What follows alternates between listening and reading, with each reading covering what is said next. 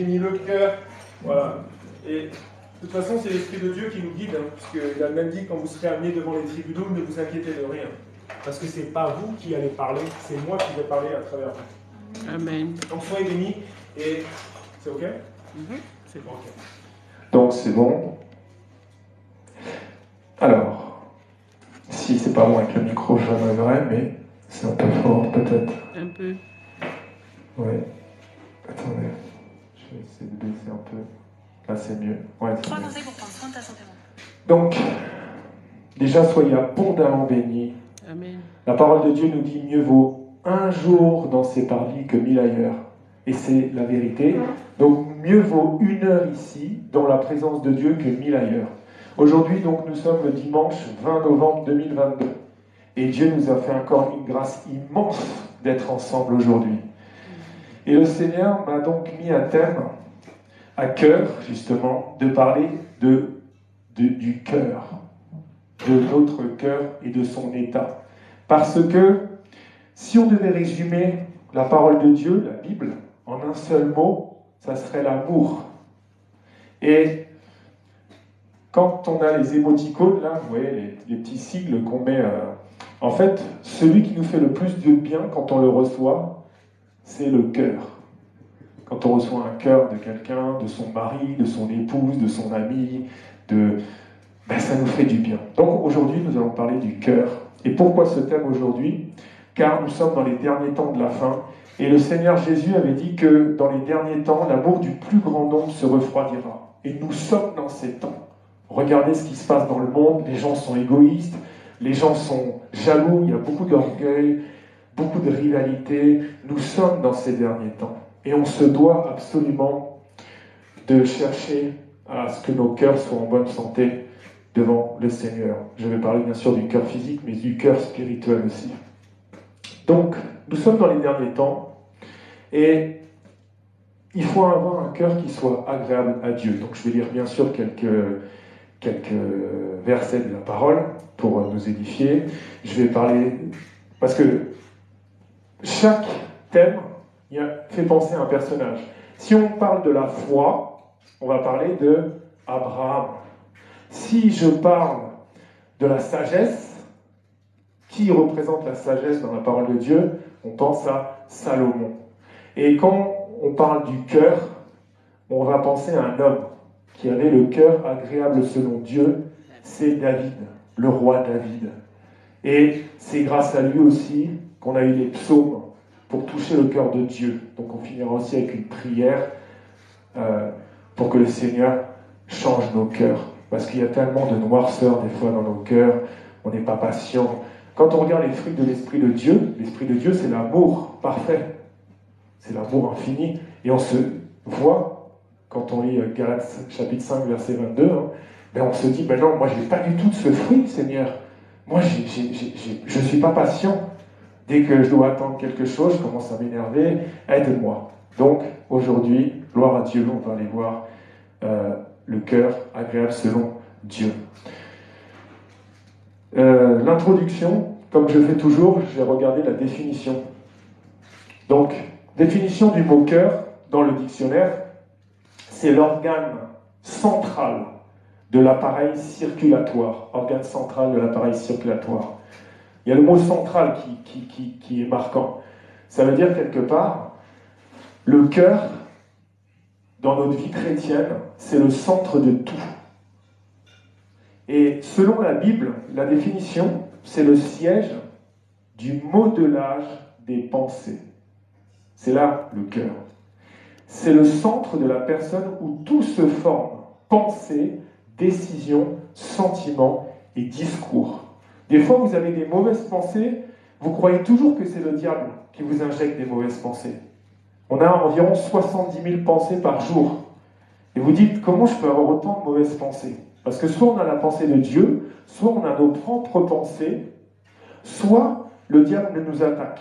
Mais sachez que des fois, ce n'est pas le diable, c'est votre cœur qui vous injecte des mauvaises pensées à l'intérieur de vous. Si tu as un bon cœur, tu es intouchable. Jésus a été intouchable parce qu'il avait un cœur pur. Et on va voir que David aussi c'est quelqu'un qui était bien, qui était heureux, parce qu'il ne pensait jamais à lui. Il intercédait toujours pour les gens. Donc, comme j'ai dit, pourquoi ce thème aujourd'hui? Parce que nous sommes dans les derniers temps. Jésus revient bientôt, hein, c'est pas un scoop. Et la Bible nous dit dans 2 Timothée, chapitre 3, versets 1 à 4, « Sache que dans les derniers jours, il y aura des temps difficiles, car les hommes seront égoïstes, amis de l'argent, fanfarons, hautains, blasphémateurs, rebelles à leurs parents, ingrats, irréligieux, insensibles, déloyaux, calomniateurs, intempérants, cruels, ennemis des gens de bien, traîtres, emportés, enflés d'orgueil, aimant le plaisir plus que Dieu. » Et nous sommes dans ces derniers temps, bien sûr. Regardez combien d'églises tombent à cause de pasteurs, à cause d'hommes de Dieu, entre guillemets, qui mettent l'amour de l'argent avant l'œuvre de Dieu. Alors que la parole, elle est claire.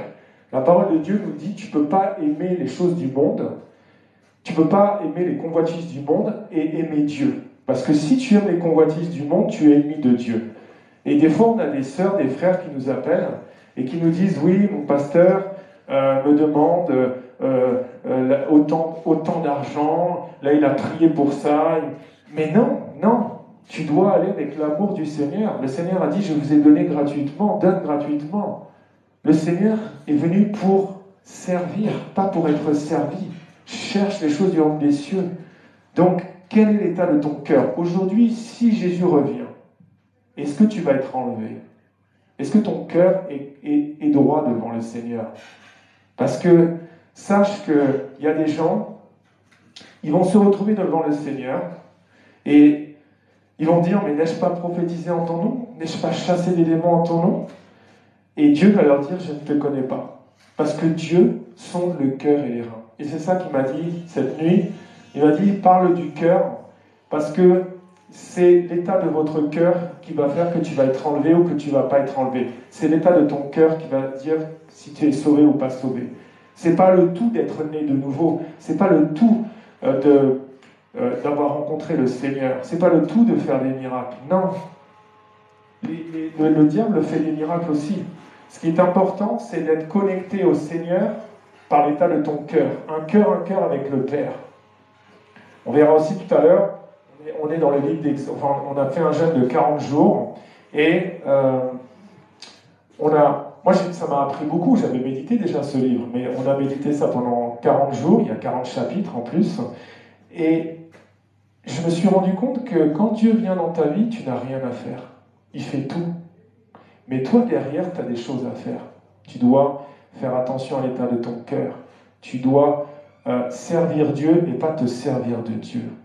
Quel est l'état de ton cœur aujourd'hui? Dieu nous regarde là-haut. Mais qu'est-ce qu'il regarde? Qu'est-ce qu'il voit en nous? Parce que le Seigneur sonde le cœur et les reins. Pourquoi il a utilisé David? Parce que le cœur de David était propre devant le Seigneur. C'est tellement important de comprendre. Le cœur agréable à Dieu, plaire à Dieu. C'est bien de servir le Seigneur, c'est bien d'aller évangéliser, c'est bien d'aller prier pour les gens, mais comment tu le fais aussi dans ton cœur? Oui, tu as la puissance de Dieu. Moi, si je veux voir quelqu'un et que je vois quelqu'un qui est en béquille dans un parc, et je dis, je peux prier pour toi? Il me dit oui, voilà, moi je suis chrétien, j'ai rencontré Jésus, je sais qu'au nom de Jésus tu vas être guéri, j'ai la foi, c'est bien, je prie pour lui, il part sans ses béquilles, ça nous arrive, bien sûr, Jésus l'a guéri. Mais est-ce que je l'ai fait avec une sorte de vaine gloire, de rivalité, ou est-ce que mon cœur était vraiment sincère? Est-ce que j'avais la compassion de cet homme en béquille? Quel est l'état de notre cœur aujourd'hui? Est-ce qu'on recherche à faire des choses comme Jésus l'a fait pour nous? Dieu a tant aimé le monde qu'il a donné son Fils unique en sacrifice pour tous ceux qui croient en lui. Jésus est venu par amour. Jésus n'est pas venu pour dire, regardez, je suis puissant, regarde, Lazare, sort. Non. Jésus était rempli de compassion. Et c'est ça qui a fait que Lazare est sorti. Il ne l'a pas fait. Il savait très bien, il est la résurrection et la vie. La parole de Dieu nous dit dans 1 Samuel, chapitre 16, verset 7.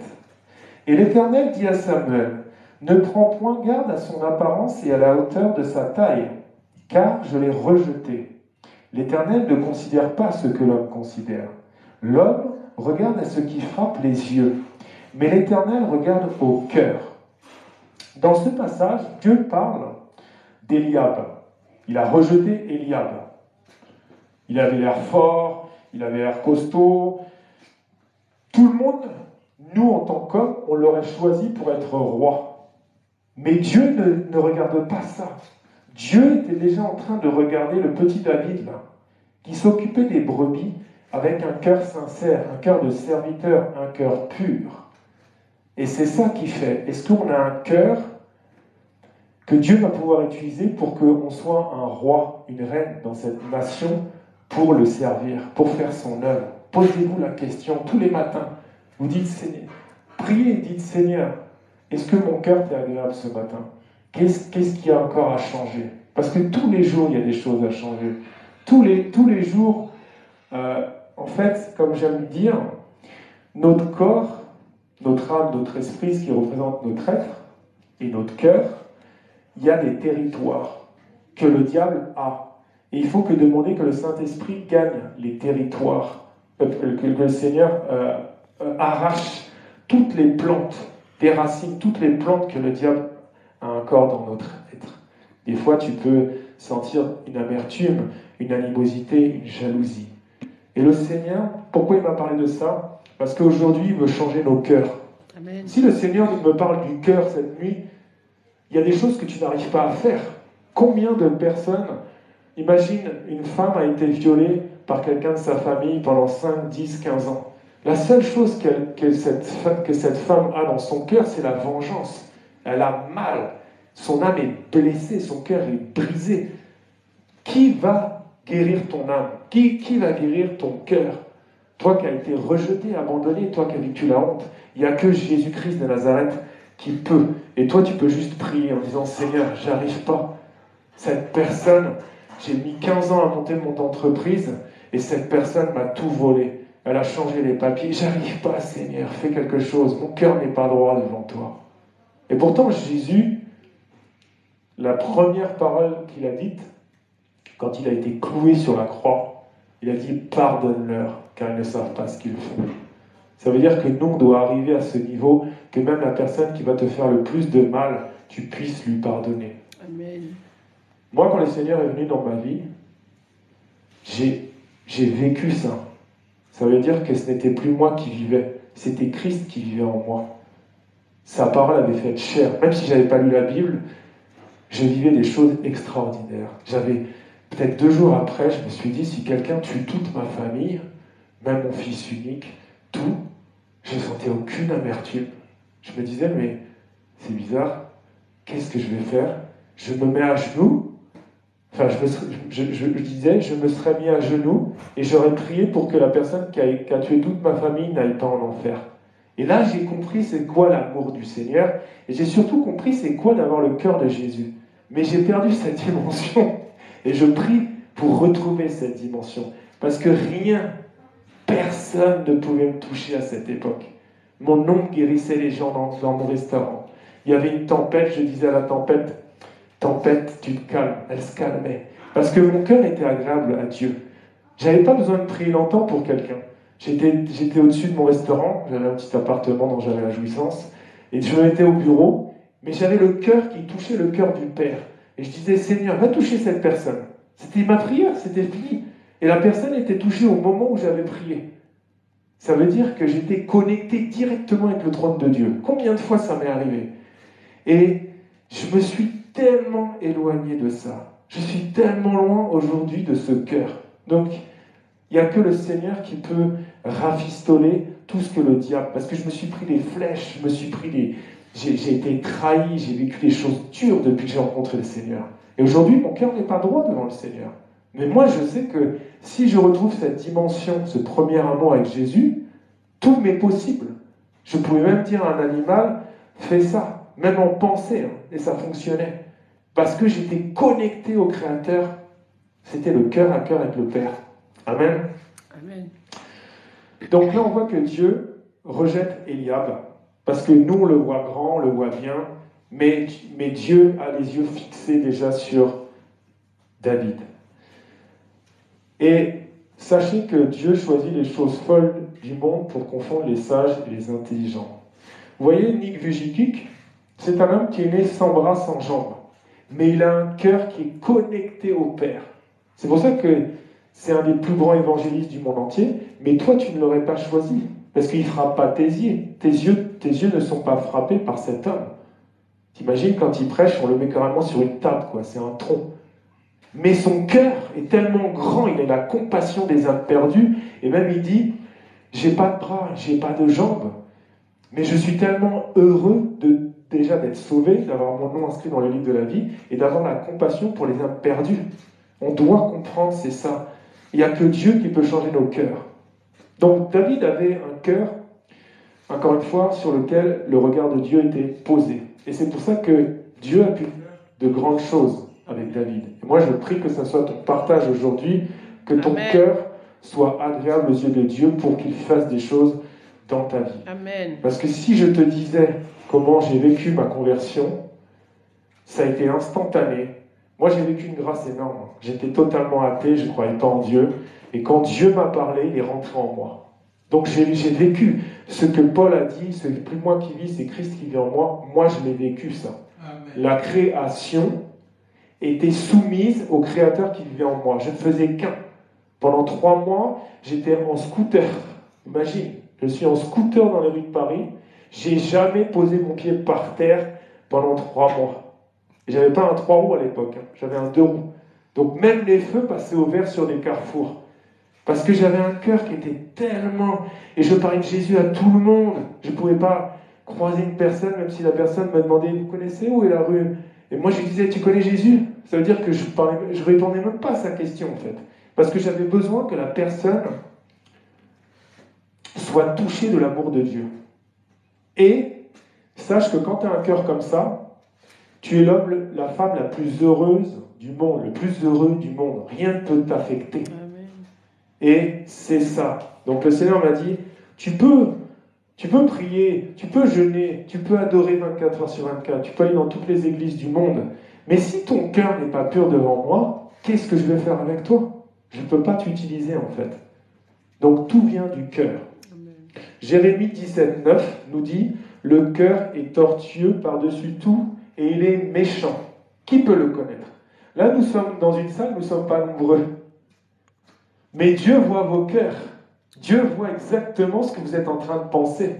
Des fois, on est là à critiquer une personne en disant « Ah, mais tu ne sais pas ce que la personne a vécu non plus. Tu ne sais pas son enfance, son adolescence. Peut-être elle a été rejetée, peut-être il a été abandonné, peut-être il a été trahi, peut-être qu'il a vécu la honte. Moi, j'ai vécu beaucoup la honte dans ma jeunesse, dans mon enfance. On n'a pas pu me mettre à l'école à 3-4 ans, je faisais des crises. J'ai eu des problèmes d'eurénésie jusqu'à 14 ans, donc du coup je ne pouvais même pas partir en week-end, j'avais peur du regard des gens, et ça a créé de la haine dans mon cœur. Ça a créé de la jalousie, de l'égoïsme. Le diable a utilisé cette blessure pour faire n'importe quoi. Ce qui fait que j'ai commencé à cambrioler, à faire du mal, parce que je voulais renverser la peur envers les autres, parce que j'avais peur. Et j'ai compris que le seul qui a réussi à me soigner, c'est Jésus. Amen. Personne. Je peux voir tous les psychiatres du monde et prendre tous les médicaments du monde. Ça ne sert pas à grand-chose. Ça va me soulager peut-être un peu. Mais Jésus est celui qui connaît ton cœur. Et c'est le seul qui peut. Moi, je me rappelle quand Jésus est venu dans ma vie, je vivais des miracles tous les jours. C'était incroyable, quoi. Les gens venaient, je priais, Jésus venait carrément dans leur vie. Ils étaient baptisés du Saint-Esprit, ils se mettaient à parler en langue. Un jour, il y a une femme qui est venue dans mon restaurant. Je ne la connaissais pas. Puis c'était 15 jours avant ma fermeture définitive, puisque le Seigneur m'avait dit, tu vas travailler 100% du temps pour moi, tu vas vendre ton restaurant. Et donc c'était 15 jours avant que je ferme. Et cette dame me dit, c'est super votre restaurant, c'est plein et tout, je vais revenir avec toute l'équipe, elle travaille à une chaîne de télévision, je vais revenir avec toute l'équipe de MC Découverte. J'ai dit, moi j'arrête dans 15 jours. Elle me dit, mais pourquoi? Il y a du monde, le décor, franchement, on mange tellement bien, comment je ne vous ai pas connu avant? J'ai dit, écoutez, c'est un peu bizarre, madame, mais moi j'ai rencontré Jésus, il m'a dit de vendre mon restaurant et d'aller travailler pour lui. Et donc on a prié avec cette dame, parce qu'elle m'a dit, c'est fou que vous dites ça. Moi, je me tourne vers Dieu. On a un fils qui est malade depuis une vingtaine d'années. Il a une maladie que personne n'arrive à soigner. Ça fait 20 ans, il est très violent avec mon mari, bref. Et quand je lui ai parlé de la nouvelle naissance, de qui était Jésus, elle a reçu Jésus dans le restaurant, elle a été baptisée du Saint-Esprit, mais moi je ne savais pas ce que Jésus avait fait au moment où elle avait reçu Jésus. Au moment où elle a reçu Jésus, Jésus a guéri son fils à distance devant les yeux de son mari athée. Wow. Et donc son mari est venu 2 jours après en disant, écoutez, mon fils était bipolaire, schizophrène, on lui avait dit toutes les... Mais quand mon épouse m'a dit ce que vous avez fait au restaurant, j'ai vu comme une lumière descendre sur mon fils, et aujourd'hui il est doux comme un agneau. Gloire à Dieu! Ça veut dire que la parole ne ment pas. Crois seulement, ta famille et toi seront sauvés. Ma maison et moi servirons l'Éternel. Et cet homme est venu dans mon restaurant et m'a dit, moi aussi je veux rencontrer Jésus. Parce qu'il a sauvé mon fils que personne depuis 20 ans ne sauvait. Il est allé faire tous les hôpitaux, il a pris tous les médicaments. Donc, tourne-toi vers le Seigneur, c'est tellement important. Amen. Marc, chapitre 7, verset 21 nous dit, « Car c'est du dedans, c'est du cœur des hommes que sortent les mauvaises pensées, les adultères, les impudicités, les meurtres. » Parce que avant de passer à l'acte, avant d'être impudique, avant d'être adultère, avant de faire quelque chose, le diable va t'attaquer dans les pensées. Ça va commencer à mûrir. Et c'est ça qui fait que tu passes à l'acte. Donc, c'est tellement important. Le Seigneur a dit, ce n'est pas ce que tu manges. C'est pas ce que tu manges qui va te rendre impur. Tu as le droit d'aller au McDo, au KFC, tu as le droit de manger. Oui, c'est pas bien pour ton corps, c'est vrai. Fais attention aussi à ce que tu manges. Mais au niveau de ton cœur et de tes pensées, c'est pas ce que tu vas manger. C'est ce qui sort de ton cœur. Le Seigneur a été clair avec ça. Il a dit, mais vous n'avez pas compris? C'est pas ce qui rentre dans votre bouche, c'est ce qui sort de votre bouche. Parce que tu peux maudire une personne, mais tu peux la bénir. Regardez ce qui se passe. Moi, j'aime, enfin c'est terrible, mais j'aime prendre cet exemple. Aujourd'hui, avec les réseaux sociaux, c'est terrible. Il y a des gens qui sont dans des écoles, des classes, et puis ils vont s'acharner sur un élève, une élève, en disant « Ah, regarde l'autre, comment elle est nulle, regarde les boutons qu'elle a sur le visage, elle ne sert à rien. » Et ils vont s'acharner sur les réseaux sociaux. Mais vous ne vous rendez pas compte le mal que vous êtes en train de faire. Et cette personne met fin à ses jours, et après tu fais quoi? Tu culpabilises parce que tu dis « Mais si j'avais su ». Donc le Seigneur, il est clair. Fais attention à ce qui sort de ta bouche. Tu peux bénir une personne, tu peux lui sauver la vie, comme tu peux la maudire à vie. Amen. Moi, j'ai vu des témoignages qu'une personne, juste à cause d'une parole, était bloquée pendant 20 ans, 30 ans. Un manque de pardon. Tu reçois une parole et tu as bloqué ton cœur. Et tant que tu n'as pas extrait ça par l'amour, le pardon, tu es bloqué quelque part. C'est terrible. Donc faites très attention à ce qui sort de votre bouche. Et sachez que quand quelqu'un te maudit, il y a un esprit derrière aussi. Ce n'est pas contre la chair et le sang que tu dois lutter, c'est contre tous ces esprits mauvais.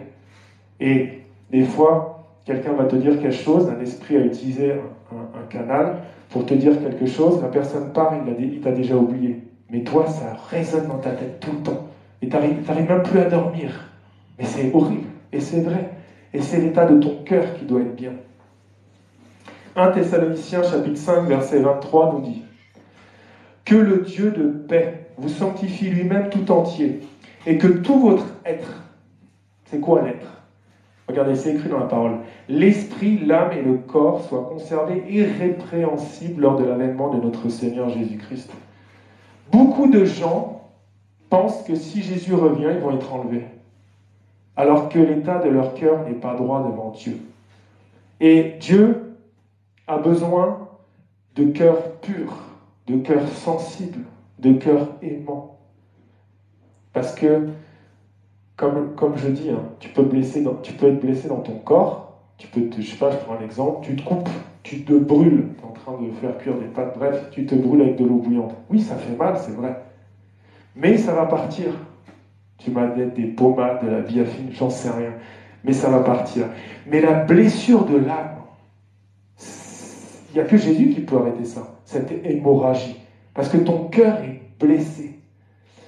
Et vous savez, on parle de psychologie en France et tout, mais quand tu voyages un peu, que tu vas par exemple dans les pays africains, nous, ce qu'on appelle des maladies psychologiques, eux, ils appellent ça des maladies spirituelles. Parce que c'est l'esprit, c'est l'âme qui a été blessée et c'est profond. Et le seul qui peut faire quelque chose, encore une fois, c'est Jésus. Comme je disais tout à l'heure, quand Jésus est venu dans ma vie, c'était tellement bizarre. Je sentais mon cœur, mais je sentais comme si, je ne peux pas expliquer, mais comme s'il y avait des milliers, voire des millions de petits ouvriers qui étaient là avec des marteaux. Et qui en fait, ils étaient en train de reconstituer mon cœur. Mais je n'avais pas compris ce verset qu'on verra tout à l'heure. Il est les réparateurs des cœurs brisés.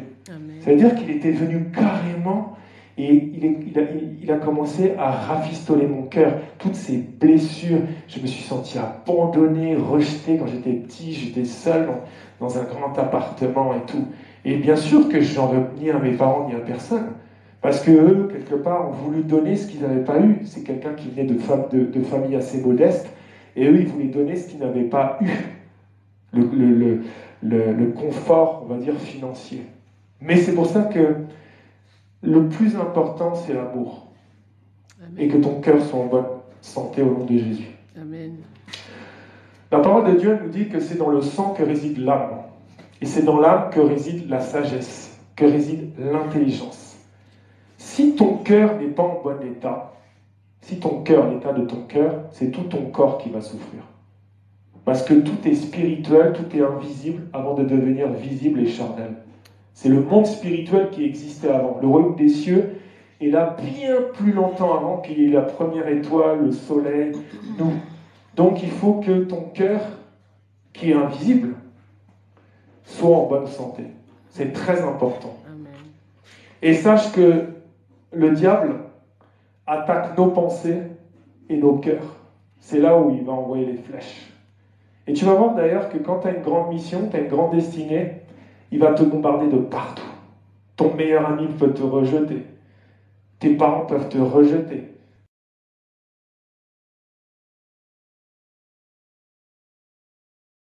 Que le Seigneur puisse continuer à travailler, à travailler, à travailler. Amen. Vous voyez, le Seigneur, quand il est venu, dans Jean chapitre 14, verset 1, il a dit quelque chose de très important. Que votre cœur ne se trouble point. Croyez en Dieu et croyez en moi. Parce que quand ça ne va pas, tu peux avoir des problèmes de finances, tu peux avoir des problèmes, tellement de problèmes de santé, tu peux avoir été rejeté par tout le monde, abandonné. Et la seule façon que tu as de t'en sortir, c'est de croire en Jésus et croire en Dieu et dire « Je m'en remets à toi. Fais ce que tu veux de moi. Moi, je ne peux pas. C'est trop lourd pour moi. Je suis criblé de dettes. J'ai des dizaines de milliers d'euros de dettes. Personne ne me comprend. Il n'y a que Dieu qui peut faire quelque chose. » Amen. Et là, moi, ce verset, j'adore. Bon, j'ai le droit d'adorer un verset puisqu'il est la parole de Dieu. Je n'ai pas le droit, sinon c'est de l'idolâtrie. Mais vu que la parole de Dieu, c'est Jésus, j'ai le droit d'adorer le verset. Donc, voilà, ça, c'est la vérité, l'unique vérité qu'on a sur cette terre. Amen. Alléluia. Amen. Et donc, moi, j'aime ce moment, Luc 4, 18 et 19, mais là, je vais lire que Luc 4, 18. C'est Jésus qui va dans une synagogue pour aller enseigner. Et imaginez, il est Dieu lui-même, Emmanuel, Dieu est parmi nous, et il prend le rouleau du prophète Ésaïe. Et il va tomber sur un passage bien précis. Il va donc dire, il lit la parole. C'est fou parce que t'imagines, il est lui-même la parole de Dieu. C'est lui-même qui a inspiré Isaïe pour écrire cette parole. Et là, à condition d'homme, il la lit. Je ne sais pas si tu vois l'atmosphère spirituelle qu'il devait y avoir à ce moment-là dans cette synagogue. L'Esprit du Seigneur est sur moi parce qu'il m'a oint pour annoncer une bonne nouvelle aux pauvres. Il m'a envoyé pour guérir ceux qui ont le cœur brisé. Nous tous qui sommes ici, il y a un endroit dans notre cœur qui est brisé. Et gloire à Dieu, Dieu peut guérir ton cœur brisé. Amen. Il n'y a pas d'autre nom par lequel tu puisses être sauvé. Il n'y a pas d'autre nom par lequel tu puisses être guéri. Il n'y a pas d'autre nom par lequel tu puisses être libéré. C'est clair. Jésus, c'est le chirurgien des cieux. C'est le psychiatre des cieux. C'est celui qui peut tout, sauf rien. Donc, que tu aies souffert de la honte, que tu aies souffert du rejet, que tu aies souffert de l'abandon, que tu aies souffert du désespoir, que tu aies souffert du découragement, que tu aies souffert de quoi que ce soit. Vous savez, en ce moment, l'ennemi s'acharne. Il y a des gens qui vivent des situations horribles. Il n'y a jamais autant de famine. Il n'y a jamais autant d'orphelins, de veuves. Tu vis avec quelqu'un, tu es amoureux de lui, tu es amoureuse d'elle, t'es amoureuse de lui, tu es amoureux d'elle, et puis la personne meurt comme ça, une mort subite. Mais imagine le vide. Tu es un enfant, tu perds tes parents. Moi, je me rappelle celui qui m'a appris le métier, à l'âge de 8 ans, il a perdu ses 2 parents dans un accident de voiture. Imagine la blessure, il se retrouve tout seul. Il trouve un oncle qui va le garder. Mais ces blessures sont tellement profondes, ça brise le cœur. Qui peut réparer ça, à part Jésus? Personne. Donc, notre cœur doit être en bonne santé. Amen. Les blessures profondes comme ça, qui sont tellement ancrées, et on en a tous, hein. On le sent d'ailleurs. Quand Jésus met sa main comme ça dans le cœur, tu sens qu'il est en train de travailler en toi. Et des fois, ça t'a mal. Parce que c'est comme une blessure physique, quand tu commences à mettre de l'alcool pour nettoyer la plaie, ça fait encore plus mal. Ça veut dire que quand Jésus commence à aller guérir tes blessures profondes, tu vas sentir des choses à l'intérieur de toi, en fait. C'est tellement bizarre, quoi. Jésus vous connaît avant la fondation du monde. C'est lui qui t'a créé, mon frère. C'est lui qui t'a créé, ma sœur. Donc s'il y en a un qui peut te guérir, qui peut réparer tout ce que le diable a fait dans ta vie, il n'y a que lui. Mets ta confiance en Jésus, tu ne seras pas déçu. Amen. Il connaît chaque jour de nos vies. Amen. Et moi, là, je vous parle, mais il connaît le nombre de cheveux que vous avez sur la tête. Moi, s'il va falloir que je commence à compter les cheveux de quelqu'un, je vais y passer plusieurs jours. Donc, il vous connaît tellement, le Seigneur. Un cœur agréable est indispensable pour être dans la présence du Seigneur. C'est pour ça que même quand il dit, avant de faire ton offrande, déjà va te réconcilier avec ton frère, ta sœur. Ton cœur doit être propre. Il est 3 fois saint, le Seigneur. Tu comprends que quand tu vas aller dans la présence de Dieu, si tu pries, mais si tu as des arrière-pensées, tu vas pas entendre la voix de Dieu, tu ne vas pas sentir la connexion. Parce que même Jésus lui-même, qui avait cette connexion avec le Père 24 heures sur 24, toute l'année, tout le temps, il y a un moment donné, il n'était plus connecté au Père. Parce qu'il a dû prendre le péché sur lui. Il s'est fait pécheur pour que toi, d'enfant de colère, tu deviennes enfant de Dieu. Amen. Et spirituellement, comprends bien ce qui s'est passé sur la croix. Quand il a dit « Mon Dieu, pourquoi m'as-tu abandonné ?» Il était en panique, Jésus. Il savait que ça allait être dur, la croix. Mais encore une fois, c'est pas les clous, c'est pas la couronne d'épines, c'est pas les 39 coups de bâton dans le dos, c'est pas qu'on lui a arraché sa barbe qui a tué Jésus. C'est le rejet de son Père. Amen. Amen. Ça me donne envie de pleurer parce que j'imagine la souffrance qu'il a eue sur ce bois, juste par amour pour nous. Donc, le péché, le salaire du péché, c'est la mort. Et tu ne peux pas être dans la présence du Seigneur. C'est pour ça qu'il y a des gens, ils entendent Jésus tout le temps, en fait. Moi, mon épouse entend Jésus tout le temps lui parler. Parce qu'elle a un cœur sincère. Elle a un cœur droit. Elle a un cœur que toutes les flèches n'arrivent pas, en fait, à l'atteindre. Amen. Tu peux la voler, tu peux la traiter de tous les noms. Ça passe, ça rentre là et ça ressort directement là. Amen. En fait, la louange tourne sans cesse dans sa tête. Amen. C'est pour ça qu'elle a des songes, qu'elle a des visions tout le temps. C'est pour ça qu'elle entend la voix de Dieu. La seule différence entre les gens qui entendent la voix de Dieu et nous, tout le temps, c'est l'état de notre cœur. Si ton cœur est pur, tu vas entendre la voix de Dieu tout le temps, il va te parler, Amen. il va être connecté. Moi, je me rappelle, après ma conversion, je parlais à Dieu tout le temps aussi, en pensée, je disais un truc, pouf, il me répondait. C'était automatique. Mais mon cœur s'est noirci, parce que j'ai pris des coups. Et au lieu Et au lieu de dire « Oh, aime ton ennemi, prie pour celui qui te persécute et tout », pardonne à celui. Ben non, moi j'ai mis de l'animosité dans mon cœur. Il y a de l'amertume qui est rentrée et ça m'a déconnecté de la voix de Dieu. Et on est tous comme ça. C'est pour ça qu'il faut beaucoup prier. Parce qu'il y a des moments où tu entends clairement la voix de Dieu, il y a des moments où tu dis « Mais attends, le Seigneur ne me parle plus. Qu'est-ce qui se passe? Est-ce que Dieu existe ?» Parce que en fait, ton cœur n'est pas bon. Il faut que ton cœur soit droit devant le Seigneur. Regarde des gens comme notre frère Jérémy Saudril, notre frère Yvon Castaldo. Ces gens entendent la voix de Dieu tout le temps et tout le temps. Mais pourquoi? Parce qu'ils travaillent l'état de leur cœur. Ils sont humbles, ils travaillent dans la prière tout le temps. Et on est tous pareils, nous sommes tous des hommes, non? Nous sommes tous de la nature d'Élie. Donc, n'oubliez pas que le Seigneur va faire des choses dans votre vie.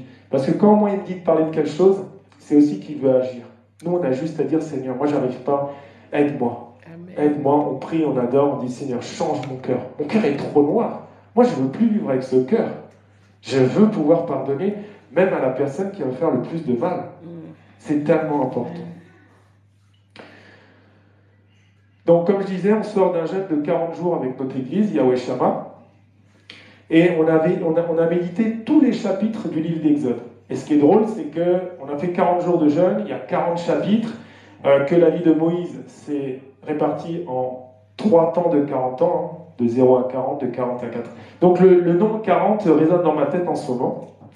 Mais moi, je vais surtout aller sur, parce que on ne va pas parler du livre d'Exode, sinon on est là jusqu'à demain, il y a tellement de choses à dire, mais surtout sur le thème de la journée, le cœur, justement, dans le livre d'Exode.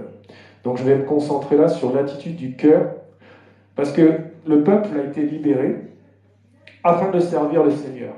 On voit très bien que Dieu avait toujours Moïse et Aaron devant Pharaon. Il disait toujours « Libère mon peuple afin qu'il me serve ».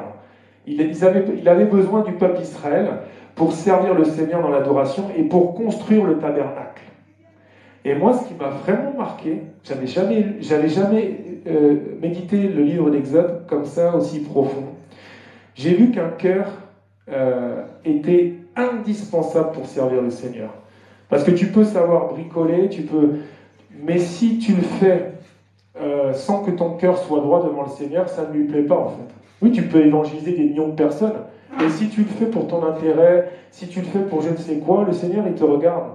Toi, tu peux tromper tout le monde, mais tu ne peux pas tromper Dieu. Amen. Donc là, je vais lire plusieurs versets.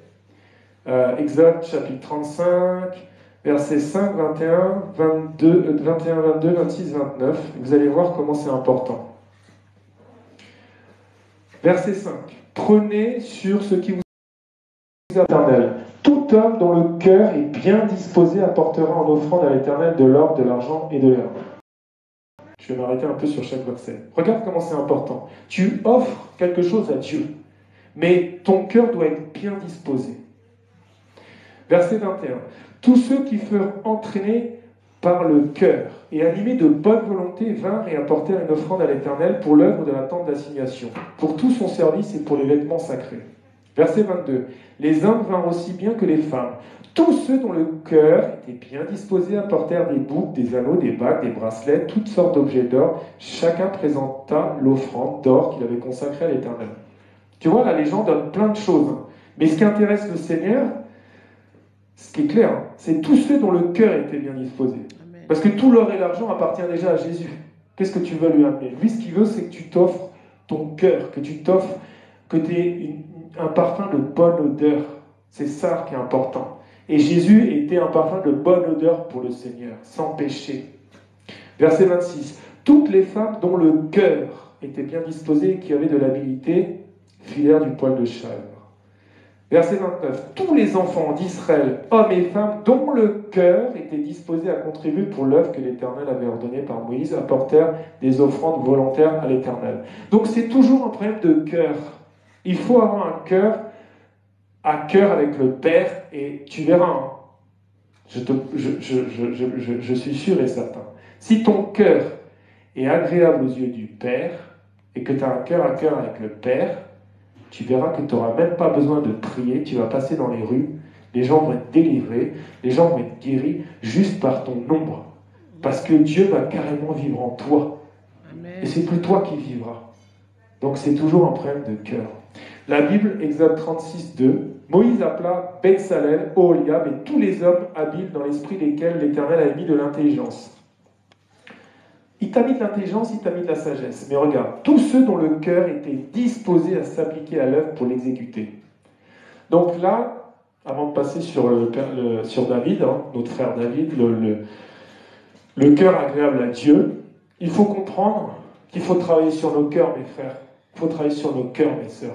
Les temps vont devenir difficiles. Le diable est en train de se lever, car nous sommes dans le verset qui dit qu'il connaît les temps mieux que nous, et il connaît sa destination finale, et là, il va tout faire pour que ton cœur soit atteint. Il va utiliser tout ce qu'il peut.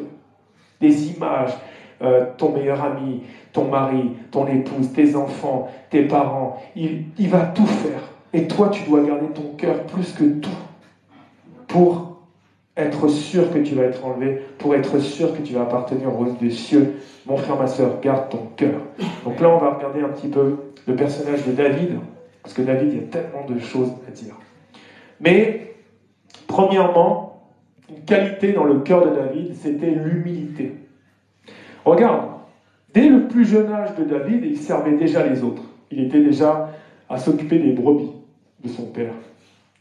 David n'a jamais cherché son intérêt. Amen. Amen. Il s'occupait des brebis. Après, il a servi Saoul. Même persécuté par Saoul. Saoul lui a fait toutes les misères à David. Il a été obligé de se cacher, de se réfugier. Mais David continuait à prier pour Saül. David continuait à l'aimer. David avait un cœur tellement humble devant Dieu, un cœur de serviteur. D'ailleurs, un cœur un peu comme Jésus-Christ. Jésus a dit, je suis venu servir, je ne suis pas venu pour être servi.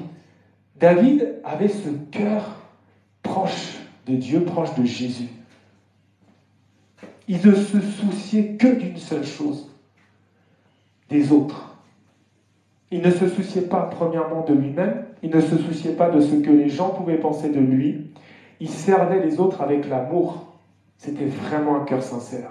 Un cœur humble, c'est un cœur de serviteur. Et il faut s'oublier de temps en temps. Si tu t'oublies pas, en fait c'est simple. Si tu penses qu'à toi, tu es égoïste. Si tu penses qu'à toi, tu vas créer de l'amertume dans ton cœur. Tu vas être jaloux, tu vas avoir de la haine, de la colère. Il y a des choses que le diable va faire dans ton cœur. Mais si tu abandonnes tout et tu dis Seigneur, moi je veux te servir et je veux servir les autres. Amène-moi. Moi je vois avec mon épouse, elle c'était même trop des fois. Quelqu'un nous appelle à 2h en voiture, il est déjà 11h, on y va. En fait, on s'est même un peu épuisé spirituellement, mais elle a un cœur tellement grand qu'elle aimerait prendre la misère du monde sur elle. On ne peut pas faire ça. Il faut aussi la sagesse. Mais c'est un cœur où en fait, elle s'oublie totalement. Elle s'oublie. C'est une femme qui ne pense pas à elle. Elle peut sortir, elle n'a pas fait ses ongles depuis une semaine, elle pense aux autres. Et c'est pour ça qu'elle est heureuse. C'est pour ça que, encore une fois, elle entend la voix de l'Éternel lui parler toutes les nuits, chaque jour. Quand elle est avec nous ici, Dieu l'utilise pour prophétiser, l'utilise pour parler. Parce que son cœur est connecté avec le Père, directement. Toi, si tu n'entends pas la voix de Dieu, c'est qu'il y a des choses qui doivent être traitées immédiatement dans ton cœur. Il faut un cœur humble. Il faut un cœur qui soit modelé, transformé par le bon potier de ta vie, Jésus-Christ de Nazareth. Tu dis, Seigneur, mon cœur n'est pas droit. Comme le potier qui traite l'argile, traite mon cœur. Moi, je n'arrive pas, Seigneur. J'arrive pas. Tu me demandes de prier pour cette personne, mais je n'arrive pas à lui pardonner. Seigneur, comme Paul a dit, le mal que je ne veux pas faire, c'est ce que je fais. Le mal que je ne veux pas ressentir, c'est ce que je ressens. Le mal que je ne veux pas penser, c'est ce que je pense. Misérable que je suis, Seigneur, qui va me délivrer de ce corps de mort? Parce que le salaire du péché, c'est la mort. Mais Dieu est fidèle. Dieu a transformé Paul pour qu'un jour il dise « Ce n'est plus moi qui vis, c'est Christ qui vit en moi. » Donc, si on prie avec la parole de Dieu, si on prie comme Paul et comme David, ben Dieu va changer nos cœurs. Il est le seul à pouvoir le faire. Personne n'arrivera à changer ton cœur si ce n'est Jésus. Ézéchiel 22:30 dit « Je cherche parmi eux un homme qui élève un mur, qui se tienne à la brèche devant moi en faveur du pays, afin que je ne le détruise pas. Mais je n'en trouve point. » Écoute bien ce verset, je vais relire ça. « Je cherche parmi eux un homme qui élève un mur, qui se tienne à la brèche devant moi en faveur du pays, afin que je ne le détruise pas, mais je n'en trouve point. » Imagine le Seigneur aujourd'hui, il nous regarde. Peut-être il veut frapper la France, peut-être il veut frapper quelqu'un. Et imagine, il cherche un Néhémie, il cherche un David, il cherche quelqu'un qui a un cœur qui soit agréable pour prier pour un frère, pour prier pour une sœur, pour prier, parce qu'on est tellement dans la désobéissance. Mais est-ce qu'il voit des gens avec un cœur sincère qui vont prier comme Néhémie? Néhémie, l'exemple parfait. Néhémie s'est mis à genoux, Néhémie était dans la désolation. Il s'est carrément oublié. Il s'est dit non. Il a pris la charge. Est-ce que toi, aujourd'hui, tu prends la charge d'un frère, d'une sœur qui est mal? Moi, hier, il y a une sœur du groupe qui m'a appelé. Je ne vais pas donner son prénom, bien sûr. Et elle passe des moments tellement compliqués. Elle a dit, mauvaise nouvelle, ils m'ont pris, ils m'ont interné de force dans un hôpital. Et là, elle avait son téléphone, je disais, prie, plaide le sang de Jésus. Plaide, plaide. Et après, elle m'a envoyé un message. Ils vont prendre mon téléphone, ils vont me mettre sous médicaments. Et moi, j'ai vécu ça, en fait. On m'a carrément isolé. J'avais plus aucune connexion. Et est-ce que nous, on est prêts à jeûner, à prier pour cette sœur? Parce qu'aujourd'hui, mais je me dis, il faut qu'on se mette en jeûne et en prière pour cette dame. Parce qu'elle était avec nous, et là, aujourd'hui, elle ne peut même plus nous connecter, nous communiquer. C'est horrible. On doit être comme la muraille de Jérusalem qui s'était écroulée en feu. Il faut qu'on prie les uns pour les autres. Nous, on a une grâce d'être là. On se doit de prier pour que le Seigneur puisse intervenir, mais avec un cœur sincère. Amen. Si tu es humble, et si tu as un cœur de serviteur, si tu as un cœur qui s'oublie pour faire l'œuvre de Dieu, c'est sûr, si tu intercèdes dans la prière pour les autres, le Seigneur va te trouver. Parce que le Seigneur te regarde. Ce verset est tellement fort. Il regarde de là-haut. Je cherche un homme, je cherche une femme qui va se tenir à la brèche, par exemple pour cette sœur, mais je n'en trouve pas. Comment je vais faire? Comment je vais pouvoir agir? Mais s'il trouve une personne, il va t'utiliser pour prier pour cette personne. Pour prier, mais surtout pour que son bras qui n'est jamais trop court puisse sortir cette personne de cette fosse, pour que cette muraille qui est en feu puisse être reconstruite. Si tu penses aux autres, tu oublies tes problèmes. Là, je vais parler de deux frères qui sont avec nous aujourd'hui, Jordi et Anthony, pour ne pas les nommer d'ailleurs. Ce sont des frères qui te donnent envie de prier, en fait, qui te donnent envie d'oublier tes problèmes. Parce que c'est des gens qui ont une situation qui n'est pas facile. Il y en a un qui est sur un fauteuil roulant, qui vit des moments compliqués. Il y en a un autre, aujourd'hui, il va déménager, il ne sait pas trop où il va et tout. Mais nous, qu'est-ce qu'on peut faire pour eux? On doit prier. Amen. Et on doit surtout nous oublier aussi avec nos problèmes. Amen. Parce qu'en fait, on ne fait que se plaindre tout le temps. Moi, je vois souvent, le premier, des fois, je mets des sujets de prière, mais en fait, je me dis, mais non, mais qu'est-ce qui se passe, Julien? J'ai demandé des sujets de prière que pour le ministère, pour moi, pour mon épouse. Mais non, je dois mettre des sujets de prière pour mes frères et pour mes sœurs. Amen. Parce que si je fais les choses pour les autres, Dieu, de toute façon, connaît mes problèmes. Amen. Donc, c'est tellement important. Il cherche. Et nous, notre frère Jordi, sans se rendre compte, il pousse ce ministère. Parce que mercredi dernier, on n'était pas motivés du tout à venir. Il pleuvait, on avait les enfants, il y avait plein de choses à la maison. Mais, j'ai envie de dire, le gars, il te dit, il pleut, je vais venir, mais c'est compliqué, mon fauteuil va glisser et tout. Mais t'oublies tes problèmes, qu'il pleut et que les enfants et que truc. Et moi, je dis, attends, je vais venir te chercher. Hein. Et du coup, ça a motivé, et du coup, on est venu. Amen. Mais ça te fait vachement réfléchir quand même. Tu te dis, mais moi, je suis là à me plaindre avec mes petits problèmes, alors que tu as des gens, ils souffrent tellement. Mais quel égoïsme, en fait. Il y a vraiment besoin que le Seigneur nous change. Jésus avait ce cœur à servir les autres. Jésus nous aime tellement qu'il a donné sa vie. Mais nous, des fois, on veut donner nos vies, mais ce n'est pas sincère. On le fait par image aussi. On regarde on fait des choses par rapport au regard des gens. Et Dieu voit ça.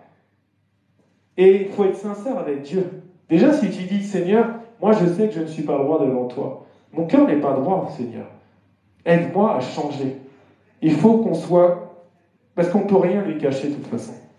Ésaïe 53:12 dit, c'est pourquoi je lui donnerai sa part avec les grands. Il partagera le butin avec les puissants, parce qu'il s'est livré lui-même à la mort et qu'il a été mis au nombre des malfaiteurs, parce qu'il a porté des péchés de beaucoup d'hommes et qu'il a intercédé pour les coupables. Regardez, c'est des versets qui sont clés pour comprendre la nature du Seigneur. Là, c'est Ésaïe qui parle de Dieu qui va donner à son fils Jésus. C'est pourquoi je lui donnerai sa part avec les grands. Il partagera le butin avec les puissants, parce qu'il s'est livré lui-même. Jésus s'est livré lui-même. Hein. T'as pas dû le forcer. Hein. C'est lui qui a dit, Père, qu'est-ce qu'il faut faire pour que toutes ces personnes n'aillent pas en enfer? Il a dit, il n'y a qu'une seule solution pour annuler cette malédiction. Il faut qu'on crucifie notre parole, mon fils, parce que nous ne sommes pas un homme pour mentir. Il faut qu'un sang innocent coule, il faut que quelqu'un soit pendu au bois. T'es d'accord? Mais je suis sûr que le Père n'a même pas dit, est-ce que tu es d'accord? Je suis sûr que le Seigneur a dit, j'y vais. Gloire à Dieu. Amen. En fait, à chaque fois que je pense à la croix, j'ai trop envie de pleurer. Parce que je me dis, on est tellement loin de ça, quoi. Et en fait, quand tu es connecté à l'amour de la croix, c'est ça qui va te changer. Amen. C'est le début de ta délivrance, c'est ta guérison. Amen. Si tu comprends comment Jésus t'aime, ce que Jésus a fait par amour pour toi, toi tu vas le faire pour les autres. C'est automatique. Et tu vas commencer à prier, tu vas commencer à jeûner même plus pour tes problèmes. Tu vas jeûner pour un frère qui a des soucis, tu vas prier et tu vas dire, ah c'est automatique. Et en fait je me sens beaucoup mieux que quand je priais comme un vieil égoïste pour moi-même, pour mes problèmes. Déjà tu vas oublier tes problèmes quand tu vas t'occuper des problèmes des autres. Ça c'est sûr. Donc il est très important, mes frères et mes sœurs, de sonder vos cœurs en ce moment. Parce que nous sommes dans ces temps difficiles, dont j'ai lu au début, et le diable va tout faire pour que ton cœur ne soit pas agréable à Dieu au moment de l'enlèvement ou quand tu vas mourir. Parce que c'est pas tout de dire « Seigneur, je te reçois comme mon Seigneur et mon Sauveur personnel, merci pour ton sacrifice à la croix, je te demande pardon pour tous mes péchés, inscris mon nom dans le livre de la vie, fais de moi une personne qui te soit agréable. » Ça, c'est que le début de la nouvelle naissance. Et toi, qu'est-ce que tu fais derrière? Parce que comme on a vu dans Exode, le Dieu des « tu feras », il faut que tu fasses. Parce que s'il dit tu dois faire, mais que toi tu ne fais pas, il y a un problème. Dieu t'explique comment travailler avec lui, comment être transformé. Amen. Amen. Matthieu 6,33, tout le monde connaît ce verset. Hein. Cherchez premièrement le royaume et la justice de Dieu. Et toutes ces choses vous seront données par-dessus tout. Donc tu dois chercher à plaire à Dieu. Tu dois chercher à être renouvelé. Tu dois chercher à être transformé. Et l'humilité, c'est la base de tout. L'amour, bien sûr, mais l'humilité, un cœur humble, c'est la clé. Mon frère, c'est la clé, ma sœur. Amen. Proverbe 16, 18 nous dit « L'arrogance précède la ruine et l'orgueil précède la chute. » Et Proverbe 15, 33 nous dit « La crainte de l'Éternel enseigne la sagesse et l'humilité précède la gloire. » Donc sois humble, travaille ton humilité. Moi, en ce qui me concerne, j'ai tellement à travailler l'humilité. Parce que je me dis, non, j'ai trop d'orgueil en moi. Mais des fois, je me dis même, mais ça vient d'où ce truc-là, quoi? Mais arrache, papa, cette racine qui reste là. Je veux tout ça, moi. Comment je fais? Je prie, mais il n'y a que toi, en fait, qui peux arracher ça.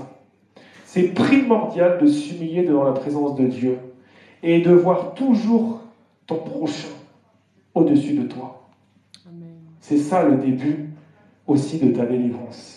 Regarde ce qui est écrit dans Marc 10, 43, 44. Il n'en est pas de même au milieu de vous, mais quiconque veut être grand parmi vous, qu'il soit votre serviteur. Et quiconque veut être le premier parmi vous, qu'il soit l'esclave de tous. C'est une loi spirituelle. Celui qui va se rabaisser sincèrement, avec un cœur, Dieu va l'élever.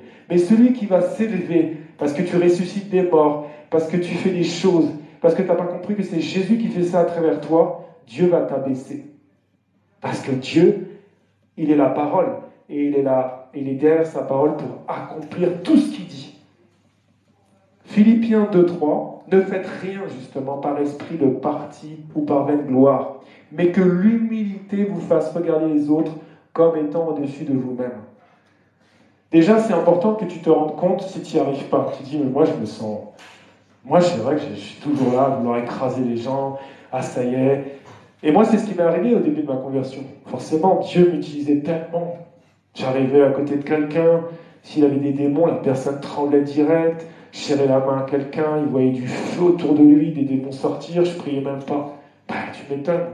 Le diable, par un manque d'intelligence, de sagesse, l'orgueil a commencé à me prendre. Et Dieu a dit, non, je ne peux plus. Donc il m'a carrément mis de côté.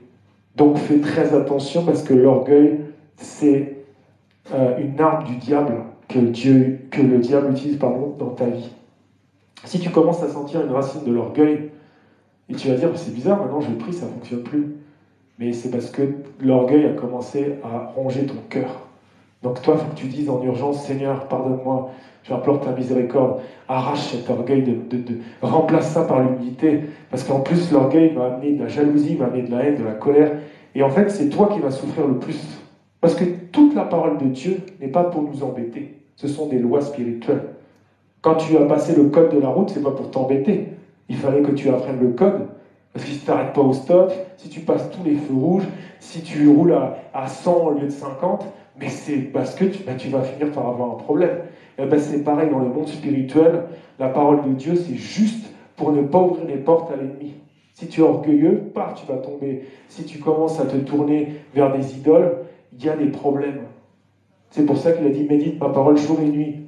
C'est par amour pour toi. Tu respectes les lois de Dieu, et tu vas voir que toutes les portes vont se fermer. Aime ton ennemi. C'est pas pour t'embêter que le Seigneur a dit ça. Pourquoi il a dit fuyez l'impudicité? Parce qu'il sait que dans le monde spirituel, quand tu es impudique, que tu vas coucher avec quelqu'un, que tu trompes ta femme ou ton homme, ben, il y a un esprit qui rentre en toi. Tu ouvres la porte à Satan. Après, il y a un mari de nuit, une femme de nuit qui vient vivre en toi, visible ou invisible, et tu dis, tiens, c'est bizarre, je vis des choses bizarres. Parce que Dieu, par amour pour toi, il a sa parole. Tu dois respecter la parole, tu dois la mettre en pratique tous les jours. Amen. Amen. Donc je vais juste conclure. En fait, souvent on est là à chasser les démons au nom de Jésus. Ce sont les ancêtres. Mais sache que le plus grand ennemi que tu as dans ta vie, c'est pas le diable, c'est toi-même. C'est toi-même. Ton problème, c'est toi en fait. La force du moi. Moi, j'aime cette musique-là, cette louange brise la force du moi, cette colère, cette haine, l'ingratitude, la jalousie, l'orgueil. C'est nous-mêmes notre problème. C'est nous-mêmes. Il faut qu'on prie beaucoup sur nous, la force du moi, qui nous rend pas agréable aux yeux de Dieu. Il faut qu'on prie beaucoup. Amen. Donc là, je vais juste faire une prière par rapport à 3 versets, pardon. Psaume 51:12 nous dit, imagine David, celui qui a le cœur agréable à Dieu, disait toujours, ô Dieu, crée en moi un cœur pur, renouvelle en moi un esprit bien disposé. Et Ézéchiel 36, 26, 27 nous dit, je vous donnerai un cœur nouveau, et je mettrai en vous un esprit nouveau. J'ôterai de votre corps le cœur de pierre, et je vous donnerai un cœur de chair. Je mettrai mon esprit en vous, et je ferai en sorte que vous suiviez mes ordonnances, et que vous observiez et pratiquiez mes lois. C'est le Seigneur, c'est une promesse. Je ferai en sorte que vous suiviez mes ordonnances. Tu ne peux pas suivre le Seigneur sans son esprit. Même Jésus, Dieu lui-même, quand il a été baptisé, il est allé dans le désert, mais il n'est pas allé dans le désert par lui-même. Il est allé dans le désert guidé par l'Esprit de Dieu. Ça veut dire que sans le Saint-Esprit, nous ne sommes rien. C'est le Saint-Esprit qui peut nous transformer. C'est Jésus qui peut transformer notre cœur. Donc soyez bénis, je vais prier pour chacun d'entre nous ici et pour toutes les personnes qui reverront cette petite vidéo. Père éternel, je te rends grâce, Seigneur, parce que tu m'as parlé cette nuit et tu m'as dit, tu parles du cœur, parce que je reviens bientôt et il faut que mon cœur soit un cœur, car tu es l'époux et nous sommes ton épouse. Nous devons avoir un cœur. Tu as dit, vous serez saints car je suis saint. Soyez parfaits comme mon Père l'est. Seigneur, je prie sur ta parole qui dit, ô Dieu, crée en nous, crée en chacun d'entre nous, sur mes frères, sur mes sœurs ici présents, un cœur pur, Seigneur. Fais-nous être agréable, qu'ils puissent écouter, entendre ta voix, Seigneur. Je t'en prie, je t'en supplie, Seigneur. Tu as dit, je vous donnerai un cœur nouveau et je mettrai en vous un esprit nouveau. Seigneur Jésus-Christ, Père Tout-Puissant, tu as dit dans ta parole que tout ce que je te demanderai au nom de Jésus, que je crois que je l'ai reçu, Seigneur, je prie que tu nous donnes aujourd'hui un cœur nouveau à chacun d'entre nous et que tu mettes en nous un esprit nouveau. Seigneur, je t'en prie, je t'en supplie, ôte ce cœur de pierre de nos corps et donne-nous un cœur de chair, Seigneur. Fais de nous de bons serviteurs, des gens qui te soient agréables. Change nos cœurs, Seigneur. Tu as dit, je mettrai mon esprit en vous. Je prie sur cette parole. Père, mets ton esprit, l'Esprit de Dieu, le Saint-Esprit, avec tous ses fruits en chacun d'entre nous, et fais en sorte que nous puissions suivre tes ordonnances et que nous observions et pratiquions ta parole. Seigneur, je t'en prie et je t'en supplie. Je prie dans le nom de Jésus pour chacun d'entre nous, Seigneur. Change nos cœurs, transforme nos vies, sanctifie-nous, Seigneur. Au nom de Jésus, Père, je te rends grâce, car je sais que tu accomplis toujours la prière de tes serviteurs. Merci, Père, au nom de Jésus. Amen. Amen. Amen. Soyez bénis, que Dieu soit loué, et bon dimanche. Amen. Amen. Donc, c'est pas une mince affaire.